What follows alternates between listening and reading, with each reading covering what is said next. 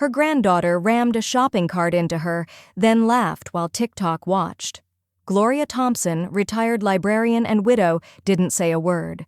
By nightfall, the college fund was gone, the passwords changed, and the will rewritten.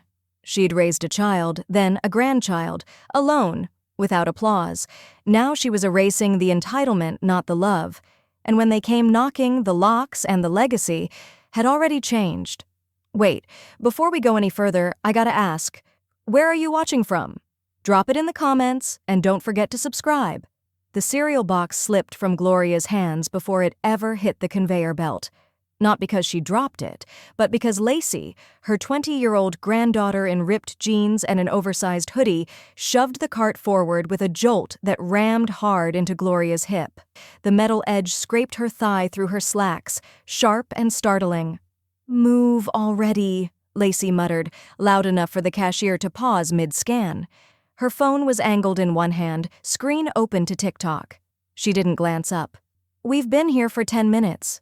This isn't the DMV." Gloria didn't respond. She bent slowly to retrieve the box, ignoring the burning in her hip. Around her, the line of strangers fell into a strained hush, punctuated by the beep, beep, beep of scanned groceries and one kid's restless foot tapping against a freezer chest. No one stepped in. No one needed to. Humiliation, Gloria had learned, didn't require an audience's outrage to settle like dust on your shoulders. Just silence. Lacey was already walking past the card reader, phone still rolling. "I'll just Uber," she said without turning around. "I have plans." She didn't mention what they were, or who they were with.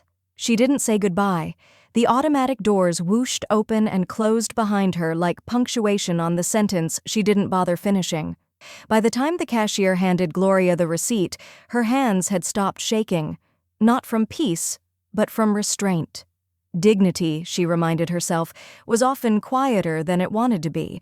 She walked to the car alone, placed the bags in the trunk, and sat in the driver's seat with both hands resting on the wheel for a long while before turning the key. Her reflection in the rearview mirror showed the faint smear of pink across her cheekbone, too soft to be called a bruise, too fresh to be forgotten. She drove home in near silence, save for the steady click of the turn signal at each red light. Her house, one-story yellow brick with petunias beginning to wilt along the porch rail, looked unchanged. But something about the way the sun hit the windows felt colder, distant. Inside, she placed the bags on the kitchen table, took her time, unpacked each item with precise care, milk into the fridge, cereal into the cupboard, paper towels stacked, not stuffed. Only once everything was put away did she walk to the study, where the air was always a few degrees cooler. She didn't take off her coat. She opened the laptop.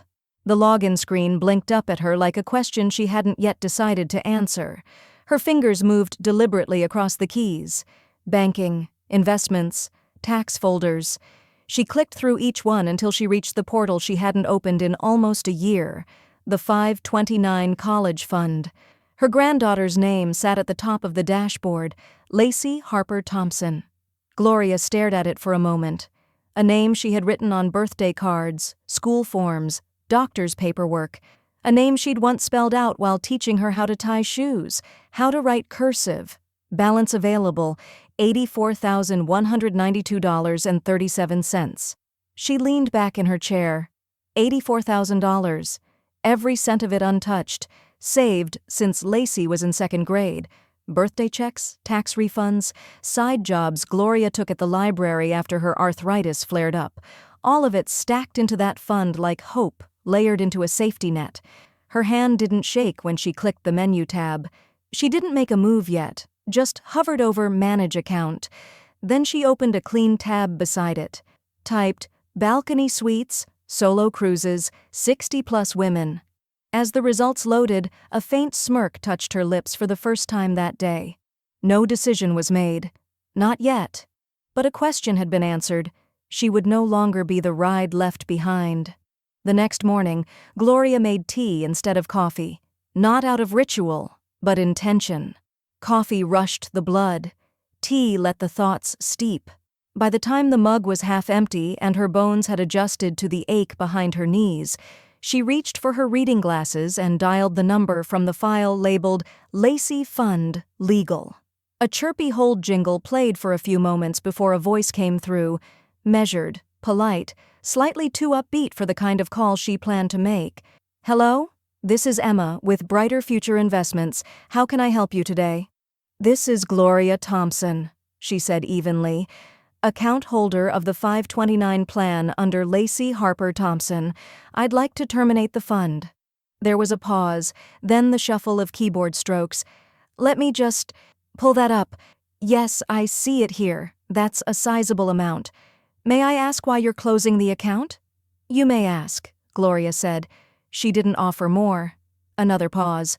"Well, as you know, early withdrawal for non-educational purposes will result in tax implications and a penalty on any gains. I always recommend clients consider—" "I've considered," Gloria interrupted. "Please send me the forms." Her voice was calm, not defiant, not cold, just done. "Of course. Email or hard copy?" "Email," she said, and gave her address. "I'll print and sign." They ended the call without any sentiment. No pitch to stay, no offer to revise the goal. Just a quiet, digital unraveling of 20 years of planning.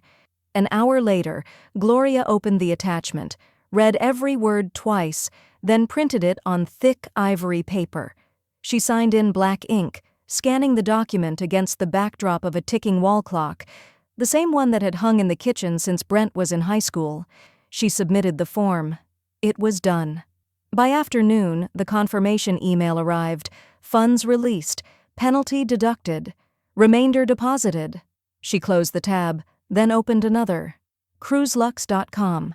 She scrolled through photos of ships cutting through sapphire water, of silver-haired women laughing on balconies, book clubs at sea, yoga on teak decks.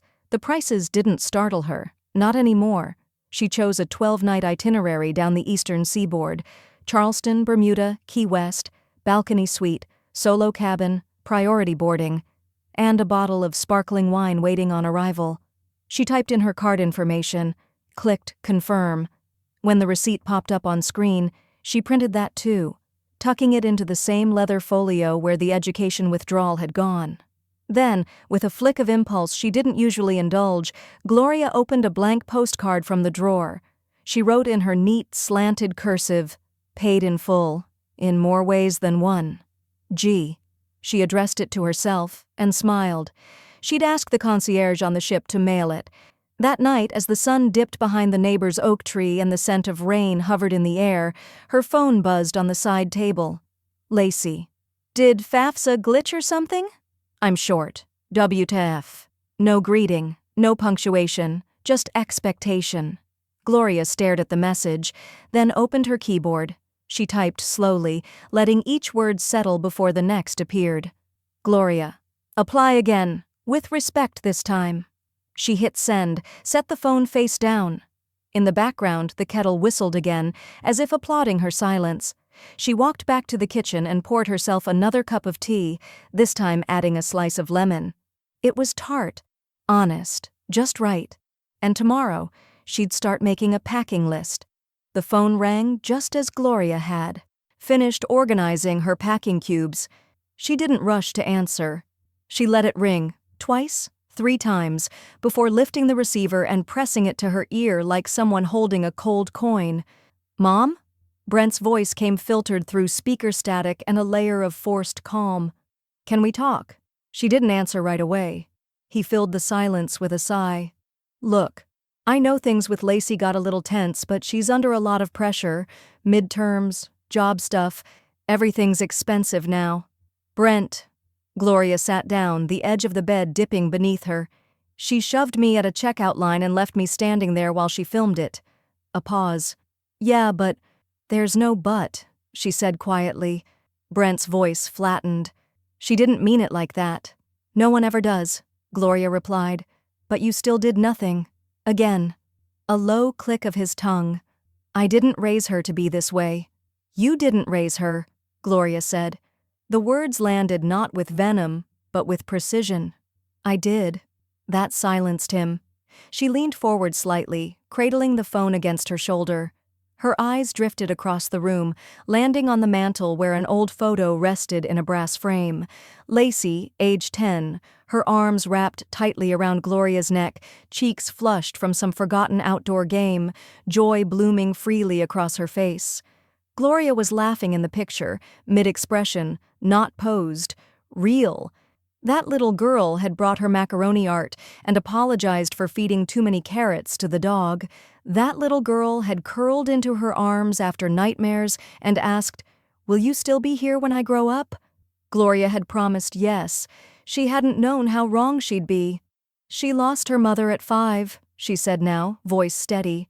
"And you lost your wife, but I lost my chance to be anything else. I worked, I soothed.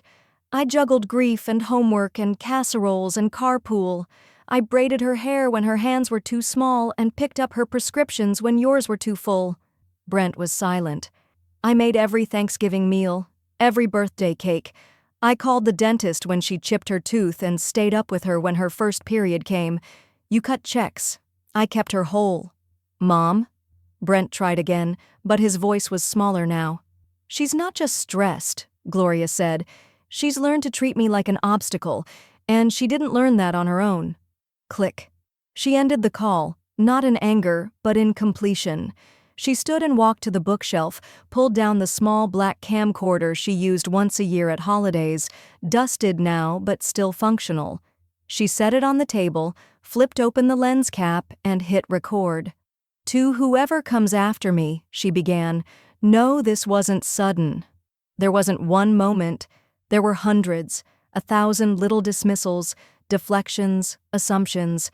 Some said with a smile, some never said at all." She adjusted the camera angle, leaned slightly forward. "I loved them. That's why I stayed so long. That's why I kept saying yes. But love, without respect, starts to sound like begging." She clicked the record button again. The camera whirred softly and fell silent. Later that evening, the sky turned a dusky blue that made her windows look like watercolor panes. Gloria opened her laptop and pulled up the cruise itinerary again. She clicked the chat window. "Travel agent. Ava. Welcome back, Ms. Thompson. How can I help?" "Gloria. I'd like to extend. Is there a way to add an extra leg or join a second itinerary?" A few minutes passed. Then, "Ava. Yes, actually. We have a linked route from Key West through the Southern Caribbean. Would you like the same suite?" Gloria. "Number." Ava. "Any preferences?" Gloria. "Surprise me. Just make sure it faces the water." She closed the laptop and reached for her pen. On the back of the cruise pamphlet, she scribbled 4 words that didn't need to go in any will or journal. Not their version anymore. The bank's hold music was more cheerful than it had any right to be. Gloria sat at the kitchen table, pen poised over a yellow legal pad, though she hadn't written a single word. Her tea had gone cold an hour ago. Finally, a voice answered. "Thank you for holding, Mrs. Thompson. You said there was unfamiliar activity tied to a co-signed education loan?" "Yes," Gloria said. "There's a disbursement request I never authorized. The signature on the form isn't mine." More keyboard clacking, a faint sigh. "Okay. I do see the file. We'll initiate a verification process, but we'll need you to confirm via fax or secure email that the signature is being disputed. I'll have it to you within the hour. Just so you know," the agent added, "the loan will be paused pending investigation. If fraud is confirmed, any additional payouts will be frozen." "Good," Gloria replied. "That's exactly what I want." When she hung up, she didn't get up right away. Instead, she sat in silence, letting the quiet stretch around her like a shawl. The weight of what she'd just triggered didn't feel like a burden. It felt like correction, a spine snapping back into alignment. She stood, walked to the small file cabinet in the corner of the living room, and pulled out the accordion folder marked Accounts Active. Her fingers moved with practiced precision. Within minutes, she had logged into her bank's online dashboard, savings, checking, credit union IRA, and there, near the bottom of the profile list, a line she hadn't remembered authorizing. Beneficiary, Secondary Access, L.H. Thompson. Her hand hovered over the mouse. She clicked into the tab, reviewing the permissions, emergency disbursements, co-signed release, limited withdrawal rights. It had been a backup fund, a secondary account she'd kept from her teaching days. She remembered the day she added Lacey, years ago, after a minor car accident had shaken her. Just in case something happened, she'd said. Just in case. She clicked, Remove authorized user. A warning box popped up. Are you sure? She clicked yes, then she scrolled further down and initiated a security freeze on all linked profiles, full verification required for future access, multi-factor authentication, voice print. Not just passwords anymore, she wasn't leaving the door cracked, she was replacing the hinges. Later that afternoon, she played the voicemail. It had been sitting there since that morning, blinking like a neglected lighthouse. Grandma, I didn't mean to. Please don't escalate this, I didn't think you'd even notice. It was for school. I thought you'd want to help.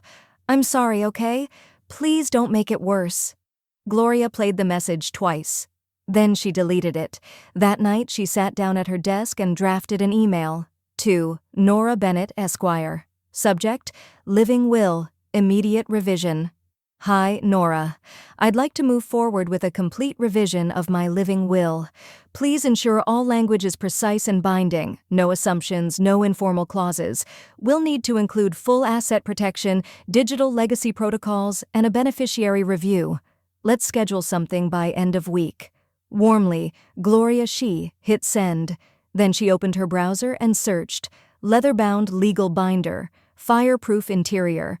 She chose one with gold-accented tabs and archival quality sleeves.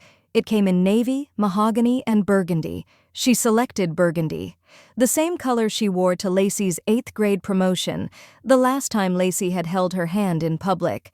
As the order confirmation arrived, Gloria looked out her front window. The streetlights had just begun to hum, casting long, soft shadows across the lawn. For the first time in weeks, she didn't feel like someone who had been left behind. She felt like someone preparing to leave, with everything exactly where she wanted it, and someone exactly where she no longer belonged. Nora arrived 10 minutes early, as she always did. A small courtesy Gloria had come to value. She greeted her at the door with chamomile tea already steeping and a folder labeled Revision Draft, Living Will, resting on the coffee table between two coasters.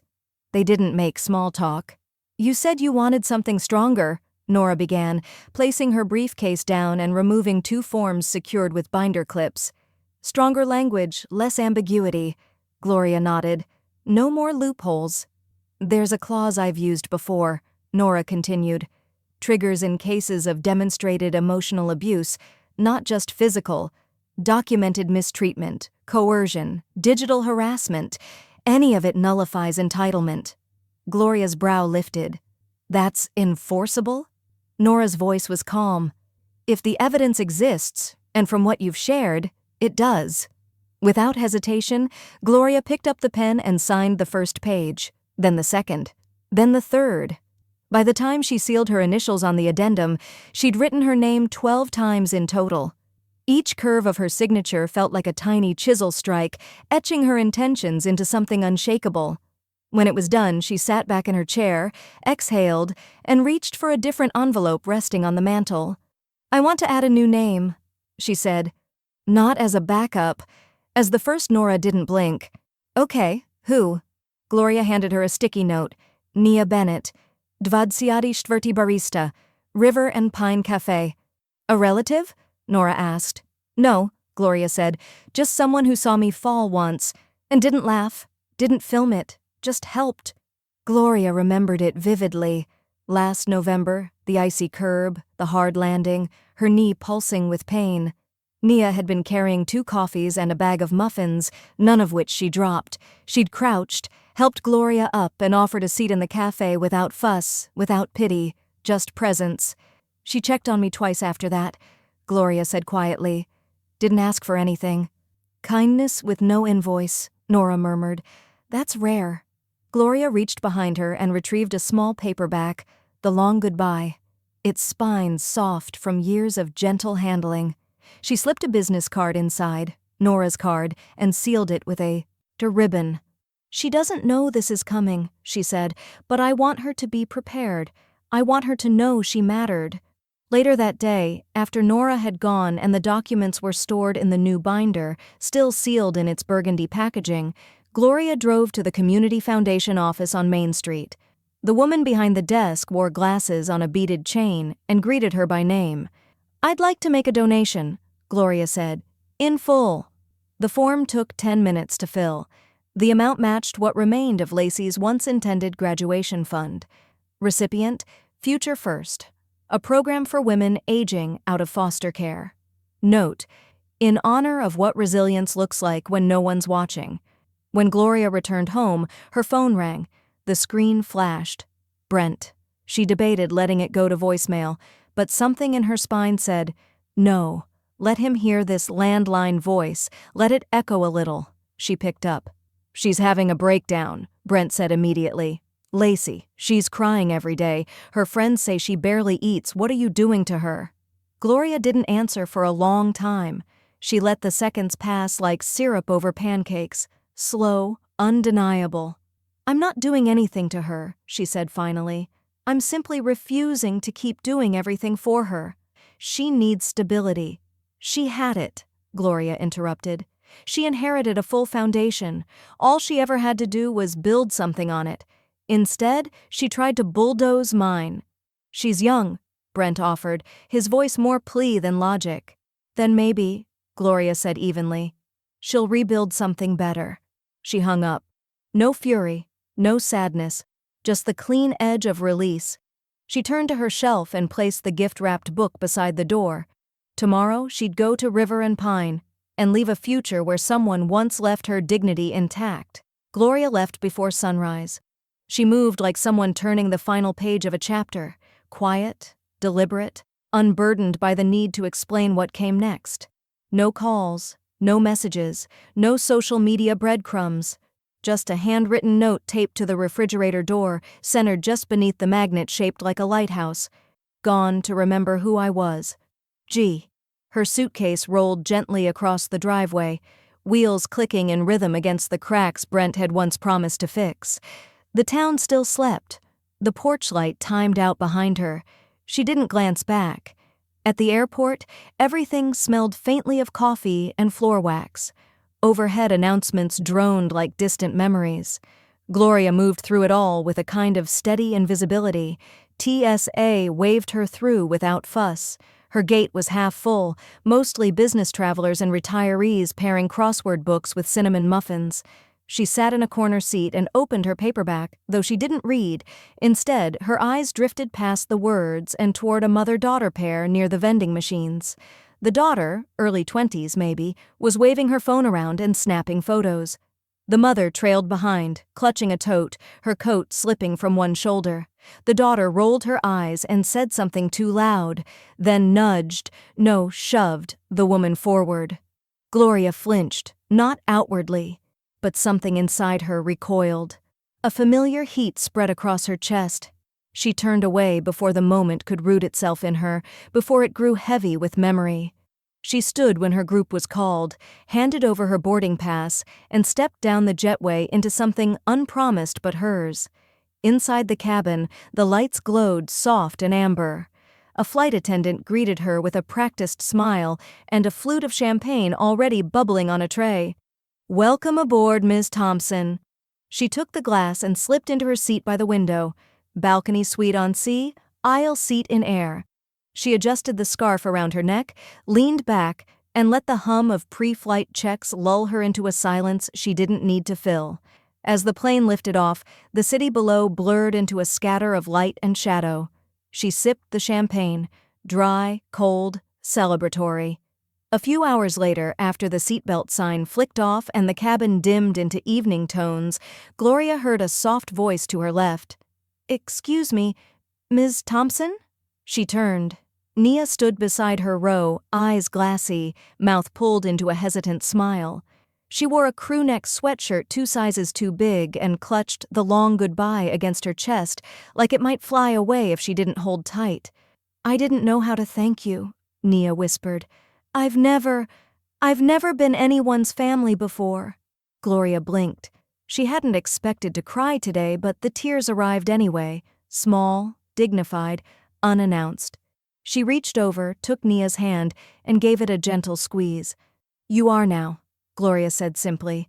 They didn't need to say more. The seat beside her had been empty until then.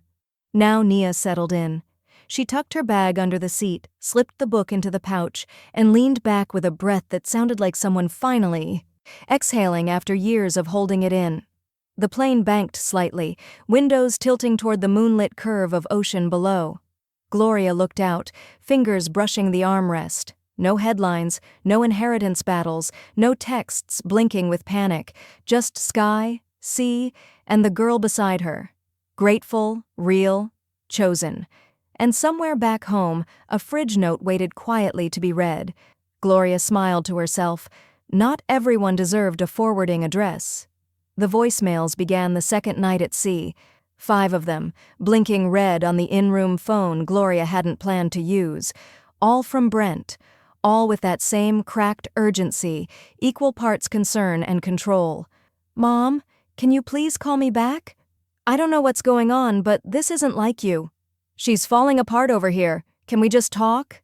Each one shorter than the last, more strained, more panicked. None returned. Gloria listened to them once, then deleted each with a press of her thumb, as if dusting crumbs off a clean table. Outside, the ocean stretched wide and blue, indifferent to voicemail or memory. Gloria slipped on her wrap, grabbed her sun hat, and stepped onto the deck, letting the breeze meet her like an old friend. She walked slow laps across the polished planks, nodding at couples and retirees with lanyards, letting the sound of the water drown everything she'd already left behind. She found Nia seated near the stern, legs folded beneath her, a journal open on her lap. Her hair was pulled into a loose bun, and she had the look of someone trying not to take up space, but slowly learning she could. "Hey," Nia said, scooting over. "I was hoping you'd come out." Gloria sat beside her. The wind pulled at the edge of her shawl. "You ever regret it?" Nia asked, not looking over. "Walking away?" Gloria tilted her head. "Regret implies the other road was paved." Nia smiled faintly. "I never knew my mother. Group homes mostly. A couple of good ones. A few bad. Got out at 18, worked 3 jobs, applied to college twice, never got in. Thought maybe if I acted like I didn't need anyone, it would hurt less when no one showed up." Gloria didn't respond. She just placed her hand lightly over Nia's for a moment, a gesture more enduring than any advice. "I used to think the best thing I'd ever do was survive," Nia whispered. "Now I think maybe it's this." "You are not a detour in someone else's legacy," Gloria said. "You are your own beginning." They sat in silence, the ship slicing clean through calm waters. Later, back in her suite, Gloria powered on her laptop. She wasn't sure what compelled her, habit, maybe, or simple curiosity, but she opened her email, filtering through newsletters and booking confirmations. One stood out. From Dean Walker, Student Conduct Office subject. Case resolution, Lacey Harper Thompson. Gloria clicked it open. The letter was formal, dry, but the message behind it blistered with implication. Lacey had been placed on academic suspension pending a financial misconduct investigation, unauthorized access to family financial accounts, tampered FAFSA documentation. An ethics committee review would follow. Gloria stared at the screen, blinking once. Then she pressed print. The tiny in-suite printer chugged to life, inching the letter out like a truth finally allowed into the light. Gloria folded it carefully, slid it between the pages of her travel journal, and zipped the cover shut. She walked back to the balcony. The sun was lowering itself into the ocean, the sky a tapestry of molten gold and bruised lavender. Below, waves folded over each other with quiet confidence. Gloria rested both hands on the railing. Behind her, a door opened and closed, a couple returning from dinner. Their laughter was soft, fading. In front of her, the sea just kept moving. "It doesn't forgive," she said aloud, voice barely louder than breath. "But it moves forward." A gull coasted past, its wings open wide, catching a draft Gloria couldn't see but could almost feel. She smiled, not in triumph, but in peace, and went back inside to write. the email from her neighbor arrived mid-morning, just as the cruise ship was preparing to dock in Key West. Gloria read it while sipping strong black tea from the balcony, watching pelicans glide over the water like wind-borne punctuation marks. Subject: Your letter came body. Opened it like you asked, just one page. Typed. No signature. Want me to scan it? Gloria replied, No need. Just read it out loud to me. She stepped inside and let the door slide shut behind her, muffling the wind. When the phone rang, she answered on the first ring. It's from Lacey, the neighbor confirmed, voice cautious. Reads like an apology, sort of. Here goes. There was a rustle of paper, and then, I'm sorry. I didn't mean for things to get so bad. I never thought you'd actually leave. I was frustrated and stupid and didn't think it would matter, but it does. I miss you, and I don't know how to undo it. I guess this is me trying. Silence followed. Then the neighbor cleared her throat. That's all it says. No name? Nope, just typed. Courier font if it matters. It doesn't, Gloria said gently. Please fold it up and put it back in the envelope, then drop it off in the file box in the hallway closet. The one with the Sharpie that says private? That's the one. Thank you. She ended the call, tucked the phone into the side drawer, and stood still for a moment, as if waiting to feel something she didn't. Downstairs, the ship's intercom announced clearance to disembark. Passengers bustled past her door with the giddy shuffle of temporary tourists. She changed into a linen dress, tied a silk scarf around her neck, and slipped her wallet into a crossbody bag. Naya met her at the elevators, sunglasses perched high on her head. Shore day, she grinned. Sunblock or regrets? Gloria smiled faintly. Both, probably. They wandered through old streets where pastel houses leaned into one another like old friends. Key West smelled like salt, conch fritters, and oranges pressed into slushy machines. At a small market tucked between a bookstore and a gallery, Gloria paused. A tray of pendants caught her eye. Handcrafted, imperfect. She sifted through them until her fingers landed on one, hammered silver in the shape of a wave, a single blue stone set at the crest. She held it up. The vendor looked at her kindly. It's not flashy, the woman said, but it holds up. I'll take it, Gloria replied. It reminds me that not everything meant to break you does. They walked to a quiet bench near the pier. Nia peeled an orange in slow spirals. After a moment, she turned. Will you ever forgive them? Gloria didn't answer right away. She reached into her tote and pulled out a folder. On the label, in neat handwriting, Afterthoughts.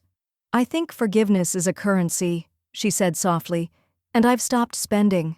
She slid the unsigned apology into the folder. Some debts aren't worth collecting. Nia nodded, biting into a wedge. They sat there for a while, the sun warming their arms, tourists shuffling past with dripping cones and loud shirts. Back on board, Gloria stopped by the ship's concierge desk. She pulled out a blank postcard and wrote slowly, with the calm confidence of someone who no longer needed to prove she was okay. Still alive. Still learning to live. G. She sealed it and handed it to the attendant. Mail it from the next port, she said. No return address. That evening, she placed the pendant on her nightstand beside her tea. It caught the low light like a ripple, nothing dramatic, just enduring. She sat at the vanity, brushed her hair back, and met her own eyes in the mirror. Still here, she whispered, then turned off the light. The email from Nora's office arrived just after breakfast service, a subject line as crisp as the linen napkin folded on Gloria's lap. Subject: Thompson v. Thompson, submission confirmation. She read it twice, then once more, slower, letting each word settle like a chess piece taking its square. The legal team had filed a formal dispute to the University Board and Financial Aid Office, citing misappropriation of funds, falsified documents, and recorded behavioral misconduct. Attached was the submission packet, nearly 50 pages long. Gloria scrolled through it as the sea rolled quietly outside her window. There, in sequence, financial statements, forged requests, Lacey's digital trail, and near the end, a cell phone video submitted anonymously. It was the checkout line, clear as memory. Lacey shoving the cart into her, Gloria wobbling slightly, then steadying herself, all while Lacey stared into her phone and muttered, "Move already." The file ended with several screenshots pulled from Lacey's public TikTok profile, hashtags like #AncientEnergy and captions that read like mockery with good lighting. Gloria closed the laptop, exhaled slowly, and stood. She changed into a blazer she hadn't worn since Brent's retirement dinner. It still fit, still sharp. By noon, she was on a video call with the university's conduct board, her attorney Nora present on one corner of the split screen. "We appreciate your time, Mrs. Thompson," the moderator began. "You requested to make a personal statement." Gloria nodded. Her voice didn't waver. "What she took wasn't just time," she said. "It wasn't just money, or silence, or patience. What she took, what she tried to take, was my outline, the shape of my legacy, the story I spent decades building." There was no tremor in her voice, just gravity. "I am not here to humiliate her, but I am done protecting her from the consequences she walked toward, eyes open." The moderator thanked her. The rest was left to process. 2 days later, the decision arrived via email while Gloria and Nia were sipping ginger water on the upper deck. Subject: appeal denied, disciplinary outcome. Finalized. Lacey's scholarship partner had formally rescinded all future support. The appeal to reinstate her was declined. A notation would remain on her student record pending completion of a restorative ethics review. "Restorative," Gloria murmured. "Let's hope that's what it becomes." She didn't forward the email to Brent, didn't need to. Instead, she opened a blank document and began outlining her next step. Title: Dignity Doesn't Expire. But she paused, stared at the cursor blinking at her, then hit delete. New title: I'm Not Your Delay, Just Your Origin Story. That night, after dinner, she met with the ship's event coordinator to reserve the mid-deck conference lounge for the following week.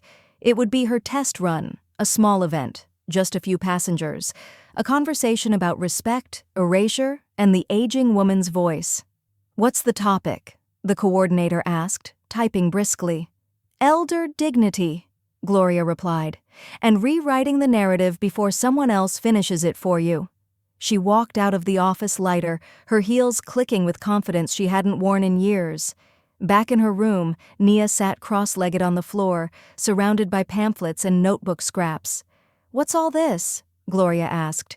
Nia looked up, sheepish. "I was thinking, if you're going to talk, maybe I can build the website for it. I'm not great, but I know some WordPress." Gloria blinked, then smiled. "You don't have to." "I know," Nia interrupted. "That's why I want to." Gloria bent down, joined her on the floor. "We'll need a logo," she said.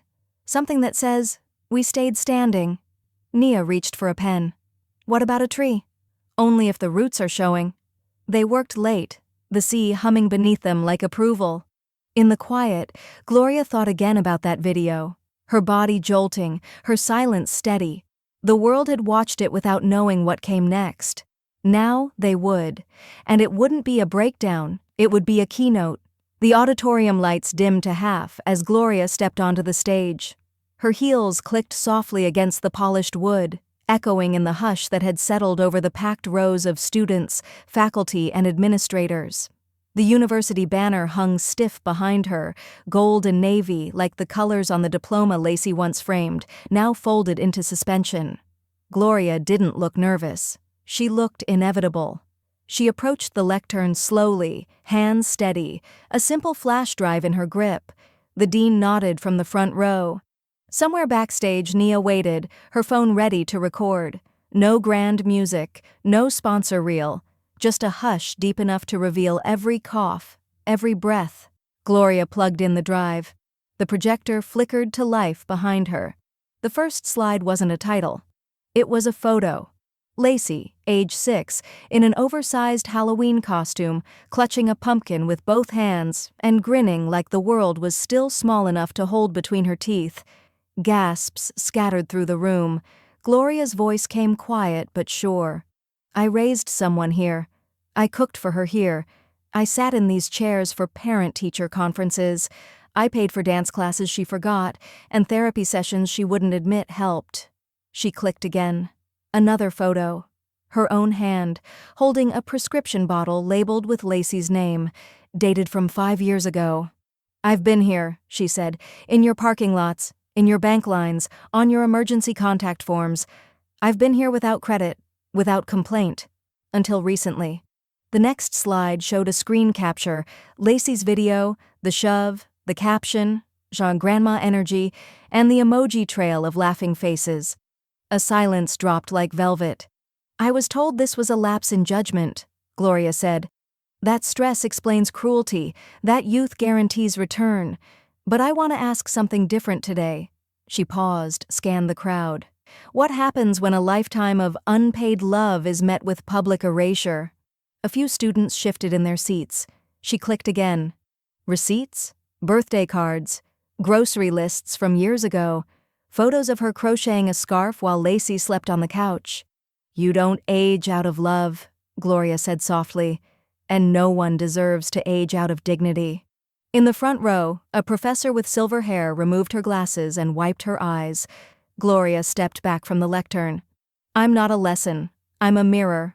And I want the next version of me, sitting quiet in some dining room, overlooked and expected, to know she is not invisible, not disposable, not expired." The applause didn't begin all at once. It started with one student, then two, then the ripple became a wave. By the time she walked off stage, the room was on its feet. Backstage, Nia met her with wide eyes and a trembling phone. "You went viral," she whispered, waving the screen. "They're already clipping it on Instagram. Someone from HuffPost just DM'd me." Gloria blinked. "That fast?" Nia nodded, tears pushing forward. "That real." Later, while they waited outside the dean's office, still humming from the afterglow of impact, a faculty coordinator stepped into the hall. "They'd like to offer you something," she said. "A position, guest lecturer, mentor, maybe even liaison. Elder inclusion work is sorely overdue." Gloria didn't smile. She simply nodded, as though accepting something that had been hers all along. Inside the office, voices buzzed. Decisions were being made. But in the hall, Nia pulled out a pen and scribbled a note across her arm. "What are you doing?" Gloria asked. "Reminding myself," Nia said. "What a beginning looks like." Gloria didn't reply. She didn't have to. Outside, the sky was overcast, but light still poured through the windows like something newly invited. She stood at the edge of that hallway, no longer a bystander, and this time no one would dare push her out of the frame.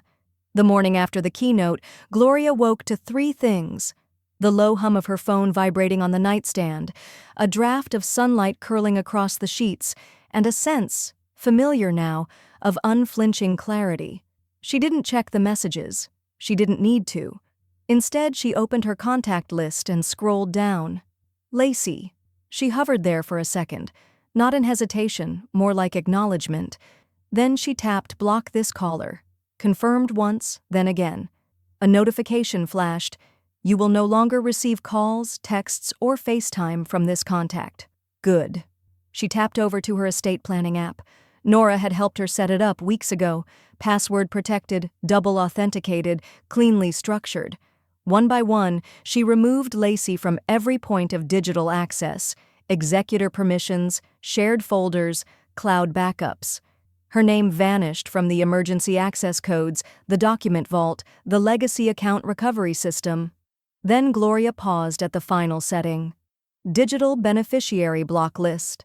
She toggled it on. Add name, Lacey Harper Thompson.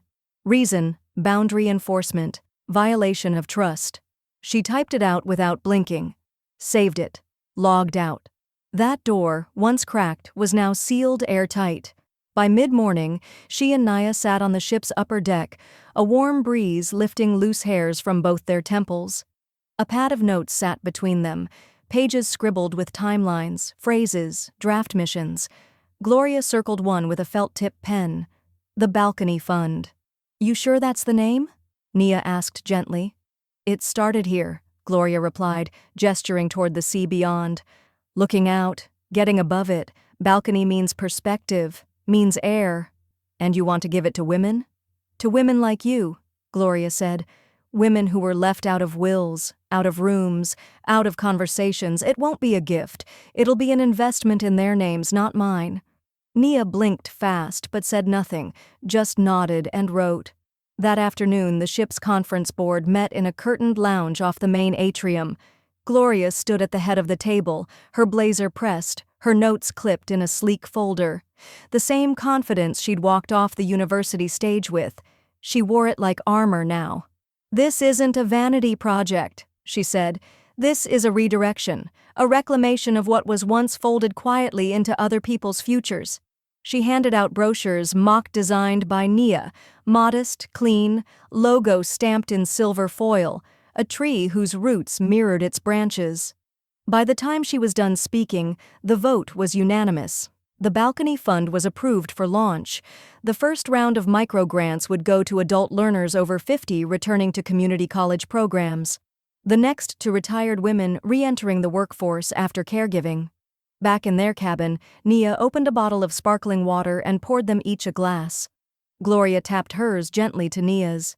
"To something that doesn't end with me," she said. "To something that begins with you," Nia replied. They sipped quietly, the clink of glass their only toast. Later that night, as Gloria settled into her journal, her hand paused mid-sentence. A single sentence had begun forming hours ago and refused to leave her. She wrote it slowly, each word deliberate. "She shoved me once. Now I lift others, daily." She underlined it, not as a quote, as a commitment. Her phone buzzed again. She didn't check it. Instead, she closed her notebook, walked to the balcony, and leaned into the night air. Below, the waves stirred with a steady rhythm. Above, a scatter of stars blinked into clarity. Some names fade, others rise, and hers, finally, was beginning again. By the time the ship docked in Charleston, Gloria's inbox had exploded. It wasn't spam. It wasn't even questions. It was letters, real ones, typed in odd fonts, plain black courier, flowing Garamond, even the occasional Comic Sans. All from women. Women who had watched her speech.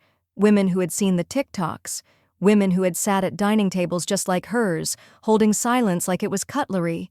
Subject lines read like awakenings. "I finally locked the door." "Your story was mine." I said no, for the first time. She read them slowly in the quiet part of morning when the ship's engines hummed low and the staff whispered in hallways. Nia had printed one out, folded neatly and tucked into Gloria's breakfast tray. Gloria opened it last. "Dear Ms. Thompson, I'm 72. I've cared for everyone. Husband, children, my parents until they passed. I missed my chance to go to college. I used to think I missed everything. Then I saw your speech, and that line, 'You don't age out of dignity?' It broke me open. I finally said no, just once, but it felt like something inside me stood up for the first time in years. Thank you. Marlene T., Ohio." Gloria folded the letter with care and slid it between the pages of her journal, just behind the cruise itinerary and the printout from Lacey's hearing. The new weight felt right, like a second spine. Nia walked in just then, carrying 2 mugs of chamomile. "More fan mail?" she asked, grinning. Gloria smirked. "They keep coming." Nia handed her the mug. "We started something." The words landed warm, not boastful, just true. Gloria sipped, then glanced at the calendar on her tablet. "I'll be 70 in August," she said. "You know what that means." Nia raised an eyebrow. "Matching tattoos?" Gloria laughed. A real one, throat deep and belly steady. "I was thinking more ocean breeze and a new passport stamp." She opened her travel app, thumb hovering. "Same line?" Nia asked. Gloria shook her head. "Number new waters, a second cruise, solo again." She tapped the concierge chat, typed, "Looking to book a new cruise, turning 70. Surprise me." The reply came instantly. "We have just the thing." That evening, the dining room glowed with soft amber chandeliers and the hush of low conversation. Gloria dressed with intention. Linen pressed, earrings she hadn't worn in a decade. and around her neck she clasped the pendant she'd bought in Key West, silver and blue, forged like a wave mid-rise. Nia sat across from her in a black jumpsuit she kept trying to smooth, nerves tucked behind lip gloss. "You know," Nia said, "you don't look 70. "I'm not," Gloria replied with a wink. "Not yet." They clinked glasses of sparkling cider. "To beginnings," Nia said. "To second drafts," Gloria returned. Halfway through dessert, a flourless chocolate torte with raspberry glaze, a woman stopped by their table. 60-ish, well-dressed, eyes soft with recognition. "Ms. Thompson," she said gently, "I just wanted to say thank you. I teach gender studies. Your keynote? We're building a seminar around it." Gloria nodded once. "Then maybe something good will grow from it." When the woman walked away, Nia looked across the table. "Does it feel like revenge yet?" she asked, playful. Gloria thought for a moment. "No," she said, "it feels like remembering."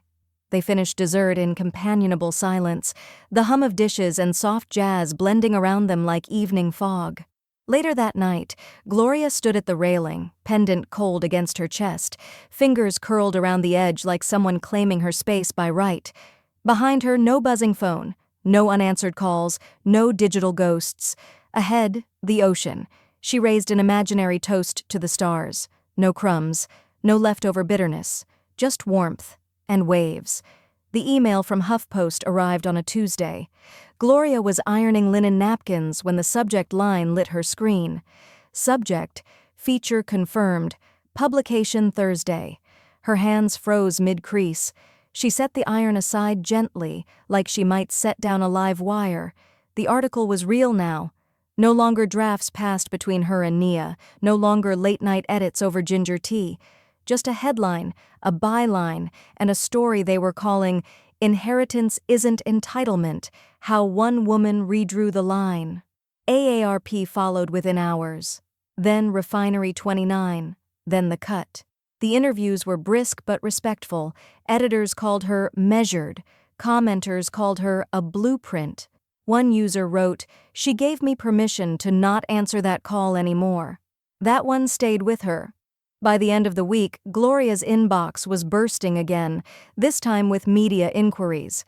But she kept her calendar clear except for one line, circled in violet ink. National Elder Justice Summit. Keynote, Gloria Thompson. She packed light. Just one suitcase and a manila folder of letters she wasn't yet ready to throw away. Nia met her at the gate, beaming, laptop slung over her shoulder, camera bag in hand. "They're calling it the most anticipated keynote of the conference," she said, scrolling. "And apparently you've got fans flying in from 3 different states." Gloria gave a soft smile. "Then I suppose I'll need to wear lipstick." The summit was held in a sweeping conference center in Denver, all glass panels and clean lines. The backdrop behind the stage read, "Dignity is a right, not a favor." It felt right. Before her speech, a short video played, clips from her first talk on the cruise, spliced with anonymous testimonies from women who'd seen it. One said, "I named my scholarship after her." Another, "I asked to be taken off the Whil. I want to build something that's mine." Then came the standing ovation. But the twist came after. As Gloria stepped down from the stage, lights soft against her skin, she saw them. 5 women standing near the back of the hall, women she'd first met on the ship, Marlene from Ohio, the retired school nurse from Georgia, the bookstore owner from Michigan. Each now standing taller, eyes clear, posture changed. They came forward. One hugged her. Another just placed her hand over Gloria's and nodded. "You didn't just speak," one said. "You lit a path." Gloria couldn't find the words right away. But maybe that was the point. She didn't need to. That night, at the closing ceremony, she was handed a crystal plaque that caught the light like a flame held still. Voice of Dignity. She didn't cry. She held it with both hands, bowed her head slightly, and whispered, "Let it last longer than the applause." Later, back in her hotel room, she opened her phone for the first time in hours. Notifications flared. Most were congratulations, some were alerts. Lacey, A new Instagram story. The caption read, "Regret doesn't rewind, it just replays differently." Overlaid on an old photo of the two of them at a farmer's market years ago. Gloria mid-laugh, Lacey wearing oversized sunglasses and an indifferent expression. The post was tagged. Gloria tapped the 3 dots. Remove tag. Then she opened the photo app on her phone, found every image that tethered her to a version of herself that had waited, explained, softened. Delete. She looked out the window, where the Denver skyline flickered against a settling dusk. She had access, Gloria said aloud. Then she chose speed. There was no anger in her voice, just fact. Behind her, Nia was on the hotel bed, cross-legged with her laptop open. "You ready for tomorrow?" she asked. Gloria nodded. "I don't know what it's called yet," she said. "But I know what it isn't." She walked to the desk, opened her journal, and began outlining her next project. Working title, Quiet Women, Loud Good. The final chapter clicked into place just after dawn. Gloria sat at her desk in the soft hush of morning, the ship anchored in calm waters outside her window, the horizon brushing against pink and gold. The cruise cabin smelled faintly of lavender from the sachet Nia had tucked under her pillow. Her journal lay open beside her, a familiar companion, now filled margin to margin with the bones of her story. But this wasn't a journal entry. This was the last line of a manuscript. She typed it slowly, letting her fingers linger over each key. It wasn't revenge. It was release. And that was always enough. She leaned back, hands resting in her lap, eyes on the screen. The cursor blinked at the end of the final sentence like it, too, needed a breath. Her memoir, checked, not claimed, was finished. The title had come to her one evening while sipping peppermint tea on the observation deck, watching luggage carts shuffle onshore in the distance. She had thought of all the invisible labor, the unseen weight carried by women who had been checked into every role, mother, wife, caretaker, but rarely claimed as individuals. It wasn't a grievance. It was a naming. She saved the file, exported the draft, and uploaded it to the publisher's portal just as the sun crested into full view. Later that afternoon, her phone buzzed with a notification. Nia, who had been quietly refreshing the sales dashboard from her own cabin, burst into Gloria's doorway without knocking, her eyes wide with delight. "It's sold out," she said, breathless. "The first print run. Gone, in under 4 hours." Gloria blinked once, then again. "Gone?" she echoed, barely above a whisper. Nia nodded, holding out the screen as proof. "Gone. Pre-orders, bundles, everything. They're rushing a second batch. You're trending again. And bookstores are asking for events." But Gloria didn't reach for the phone. Instead, she looked out the porthole where the sea rolled gently beneath a wide, forgiving sky. Her reflection hovered faintly on the glass, older, sharper, whole. That evening she dressed in soft linen, the same pale blue shade as the pendant resting against her collarbone. The wave design shimmered faintly under the cabin light, its edges smooth from days of wear. She pinned her hair back, applied a muted rose lipstick, and stepped out into the hallway, where laughter and silverware already echoed through the ship. As she entered the dining hall, the lights dimmed slightly, and a hush swept the room. Not silence exactly, but anticipation wrapped in affection.